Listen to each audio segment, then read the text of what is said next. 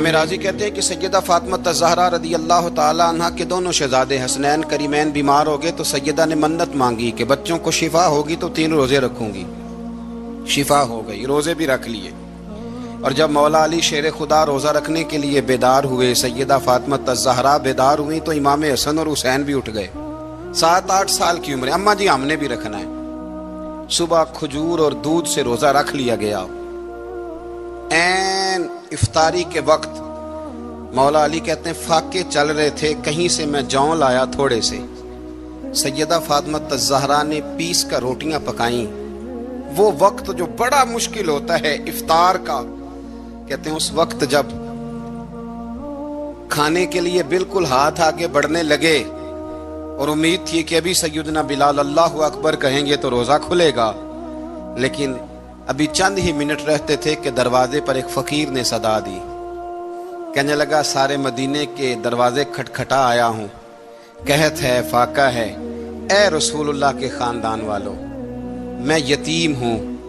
کسی نے بتایا ہے کہ اور کوئی دروازہ کھلے نہ کھلے سیدہ کا دروازہ تیرے لیے ضرور کھلے گا. کیا یتیم کو روٹی ملے گی؟ تو حضرت مولا علی نے بچوں کی طرف دیکھا ہی تھا کہ امام حسن ساری روٹیاں جا کے دروازے پہ دے آئے. کھجور اور پانی سے افطار ہو گیا. صبح پھر کھجور اور دودھ سے روزہ رکھا. امام راضی کہتے ہیں این وہ وقت جب افطار کا ٹائم آیا تو پھر دروازے پہ کسی نے صدا دی. کہا رسول اللہ کے خاندان والوں میں مسکین ہوں، رات سے روٹی کھائی ہے، نہ صبح کھا سکا نہ دوپہر. کسی نے بتایا ہے کہ اس دروازے سے خالی کوئی نہیں جاتا. امام حسن نے پھر سارا لنگر اٹھایا اور پھر جا کے دے دیا. تیسرا دن پھر ہوا. مجھے لگتا ہے جب افطار کا ٹائم آیا ہوگا نا تو یہ خود ہی سارے دروازے پہ دیکھتے ہوں گے، یہ کوئی آیا نہیں لینے والا ابھی تک. لگتا ہے کہ نظریں دروازے پہ تھیں. این افطار کے وقت 3 روٹیاں جب جوں کی پک کے آئی تو ایک بھکاری نے صدا دی. کہنے لگا میں قیدی ہوں، آج ہی قید سے رہائی ملی ہے، پہلے دن کسی کے دروازے پہ صدا ملی ہے، دی ہے روٹی ملے گی. امام حسن وہ کھانا دے کے واپس لوٹے. کھجور اور پانی سے افطار ہوا اور جیسے ہی مسجد نبوی میں تینوں باپ بیٹا نماز پڑھنے گئے تو مولا علی کہتے مجھے بتانا نہیں پڑا. رسول کریم نے میری طرف دیکھ کے فرمایا علی تیرا، فاطمہ کا، حسن اور حسین کا 3 دن والا عمل خدا کو بھی بڑا پسند آیا ہے اور محمد مصطفیٰ کو بھی بڑا پسند آیا ہے. وہ بڑا پسندیدہ عمل. میں کہتا ہوں کہ حضرت فاطمہ نے نا ان کی تربیت پہلے ہی کر دی تھی 3 دن بغیر افطار کے روزہ رکھنے کی. وہ ٹریننگ گھر سے ہو چکی تھی. اب میدان کربلا میں 3 دن بھوکا پیاسا رہنا ان کے لیے مشکل نہیں تھا. وہ تو ان بچوں کے لیے مشکل ہوتا ہے جو کھانا دیر سے پکنے سے برتن توڑنے شروع کر دیتے. وہ بچے بلیک میل ہوتے ہیں جن کو ایک وقت ان کے پسند کا کھانا نہ ملے تو وہ گھر میں جو ہے وہ ادھم شروع کر دیتے ہیں. جن کی ماں نے عادت ڈالی ہو کہ بیٹا 3 دن بھوکے پیاسا رہنا ہوا تو رہ لینا لیکن کسی بھی باطل کے ساتھ کمپرومائز نہ کرنا، ان کے لیے اتنا مشکل نہیں تھا. ان کی تربیت ہوئی، ان کی ٹریننگ ہوئی، پھر اللہ نے ان کی سیرت میں رنگ بھرے، ان کے کردار میں حسن آیا، وقار آیا. حضرت امیر معاویہ رضی اللہ تعالیٰ عنہ نے ایک شخص کو بھیجا مدینہ منورہ شام سے. تو اس نے کہا میں نے امام حسین سے ملنا ہے، تعارف کیا ہے؟ جناب امیر معاویہ فرمانے لگے مسجد نبوی میں جانا جس کے گرد لوگ سب سے زیادہ ادب سے بیٹھے ہوں اور جس کی باتیں سب سے زیادہ میٹھی ہوں اور جس کی نظریں سب سے زیادہ جھکی ہوں اور جس کے چہرے پر تمہیں سب سے زیادہ وقار نظر آئے وہی علی کے بیٹے حسین ہوں گے. جو سب سے زیادہ تمہیں وہاں ماحول کے اندر جو شخص نظر آئے پوچھنے کی ضرورت نہیں پڑے گی. تو شخص کہتا میں مدینے آیا تو میں نے واقعی ایک شخص کو دیکھا، شہد کے گرد مکھیوں کا اتنا ہجوم نہیں ہوتا جتنا امام حسین کے گرد رسول اللہ کے غلاموں کا ہجوم تھا، لیکن نظریں جھکی ہوئی، باتیں میٹھی، لہجہ گداز، لفظوں میں رانائی. اور لوگ کئی باتیں پوچھتے تو علی کے صاحبزادے ایک آدھ جملہ بولتے تو لگتا یہ کہ وہ جملہ سیدھا دل میں اترتا چلا جاتا ہے. امام علی مقام کے کردار میں نا کچھ باتیں بڑی زیادہ تھیں، بہت زیادہ تھیں، بڑا حسن تھا. ایک بات تو یہ تھی امام حسین رضی اللہ تعالیٰ عنہ کا علم و فضل بڑا کمال کا تھا. ایک دفعہ صحابہ میں مسئلہ بن گیا کہ بچہ پیدا ہوتا ہے تو اس کا وظیفہ کیسے لگانا ہے۔ امام حسین کا علم و فضل بتا رہا ہوں، علم و فضل۔ تو بات بڑی پیچیدہ ہو گئی۔ حضرت عبداللہ ابن زبیر کے پاس لوگ آئے، کہنے لگے کہ آپ بڑے صاحب علم و فضل ہیں، آپ نے حضور علیہ الصلوۃ والسلام کے ساتھ وقت گزارا ہے، تو مسئلے کو حل کریں کہ بچہ پیدا ہونے کے بعد حکومت اگر وظیفہ لگائے گی تو کب لگائے گی؟ جب بحث طول پکڑ گئی، مسئلہ حل نہیں ہوتا تھا، تو حضرت عبداللہ ابن زبیر کہنے لگے ہم سے نہیں حل ہوگا، ایک بندہ ہے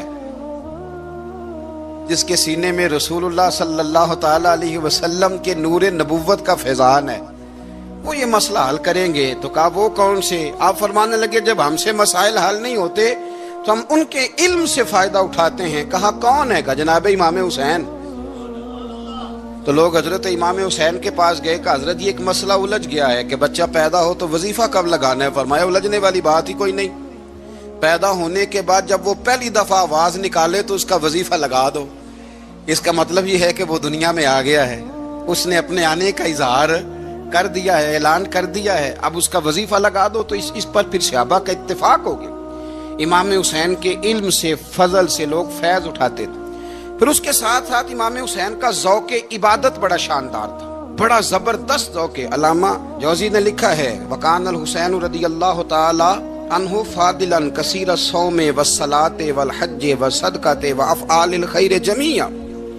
آپ فرماتے ہیں کہ امام حسین زیادہ نمازیں پڑھنے والے تھے، کثرت سے سجدے کرنے والے، کثرت سے روزے رکھنے والے، زیادہ حج کرنے والے، اور امام حسین صدقہ دینے والے اور نیکی کے کاموں میں شدت کرنے والے تھے۔ امام حسین کا جو ذوق عبادت تھا وہ اتنا شاندار تھا کہ آپ فرض نماز کے علاوہ روزانہ 100 رکعت نماز نفل ادا فرمایا کرتے۔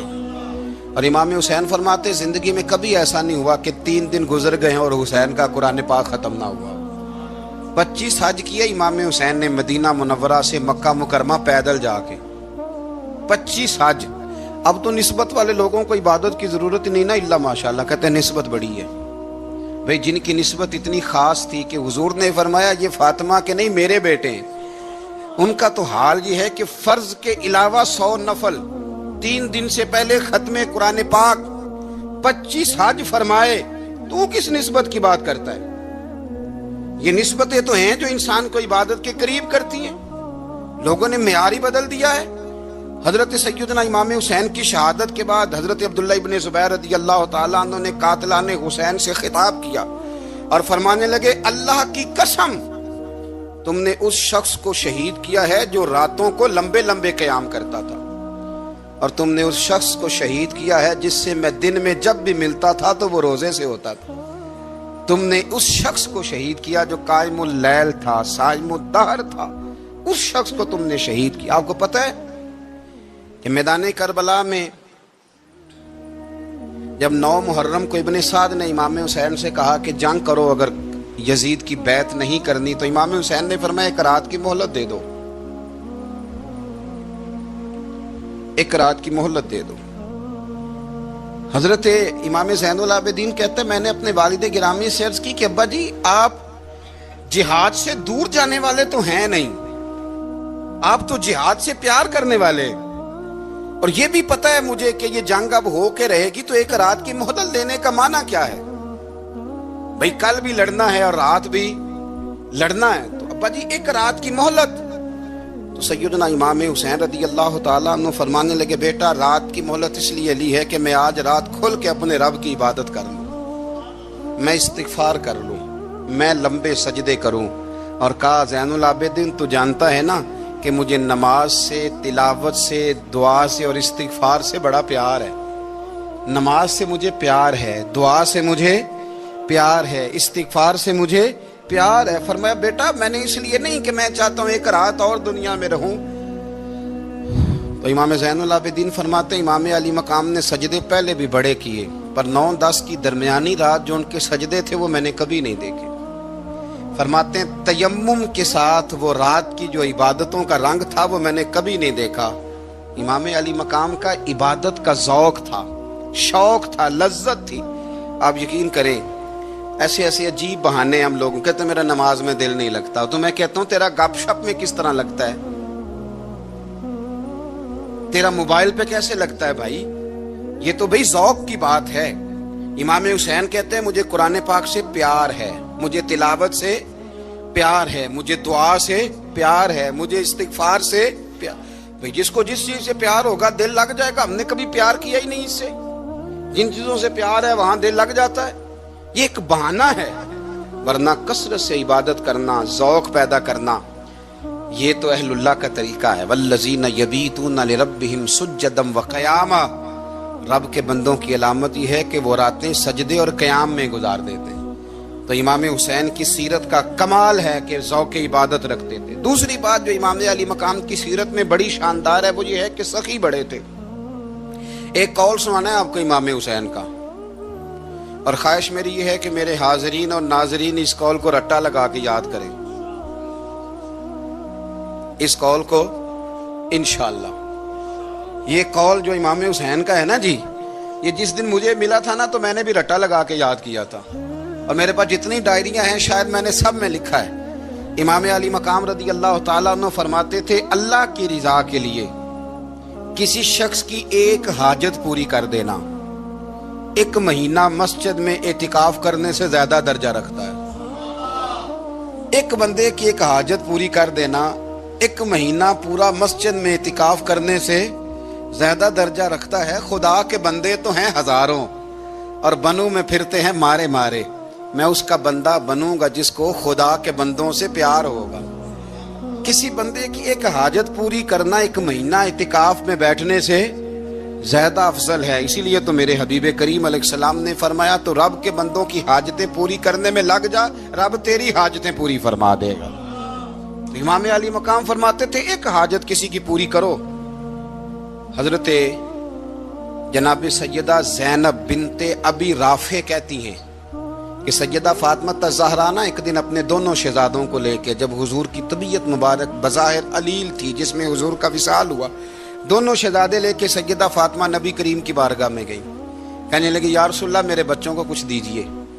سیدہ پاک تو حضور اٹھ کے بیٹھ گئے، اس کندھے سے امام حسن کو لگایا اور اس سے امام حسین کو لگایا اور فرمایا فاطمہ یہ جو میرا حسن ہے نا اس کو میں اپنی ہیبت اور سرداری دیتا ہوں، اور فرمایا یہ جو میرا حسین ہے نا حسین کو میں اپنی جرت اور سخاوت دیتا ہوں، میرا حسین جرت مند ہوگا اور سخی ہوگا۔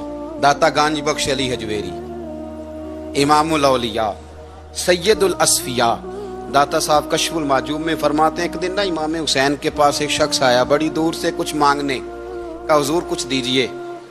وہ شخص کہتا ہے کہ میرا ظرف یہ تھا کہ 4-5 دینار ملیں گے۔ تو امام حسین فرمانے لگے تھوڑی دیر بیٹھ جا، رزق آ رہا ہے۔